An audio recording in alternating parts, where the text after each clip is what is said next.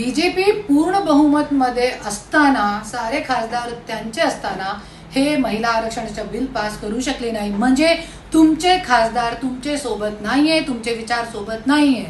आणि जे नारी शक्तीचे नावाखाली तुमच्या जे डिलिमिटेशनच्या जे खेळ होता महिलांच्या बाबतीत, ते लोकांच्या समोर आलेला आहे. आणि आज तुम्हाला खरोखर जे महिलांच्यासाठी काम करायचं आहे, तो सीट न वाढवता तुम्ही महिला आरक्षण वाढवा.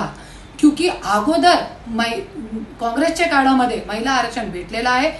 पंतप्रधान नारी झालेली आहे, एक स्त्री झालेली आहे, सीएम झालेली आहे, राष्ट्रपती झालेली आहे.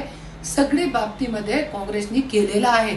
तरी पण तुम्हाला जरी करायचं आहे, तो सीटे न वाढवता महिला आरक्षण वाढवा. जे तुमच्या खेळ आहे लोकांना कळलेला आहे.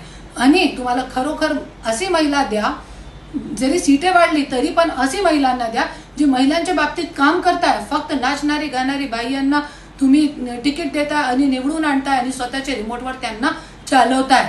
आज इतकी महिला आमदार खासदार असताना तरी पण आज केंद्र संसदमध्ये एक महिला अशी नाही आहे खासदार किंवा मंत्री जे महिलांचे बलात्कार बाबतीत, महिलांवरती होणारे अन्याय अत्याचार बाबतीत प्रश्न उचलणारी कोणी अशी आमदार खासदार नाहीये. तो अशी रिमोटवर चालणारी महिलांना तुम्ही आरक्षण जरी भेटला तरी अशी महिलांना तिकीट तुम्ही देऊ नका. आणि आरक्षणचे खाली तुम्ही स्वतःची पोरिया भाजू नका. बीजेपीला माझी हे सल्ला आहे. आणि तुम्ही महिलांची किती इज्जत करताय हे मी बघितलेलं आहे. राष्ट्रीय अध्यक्ष असताना मी तुमच्या ऑफिसमध्ये 3 तास वाट बघितली तरी पण तुम्ही दुसरे द्वारकडून निघाले.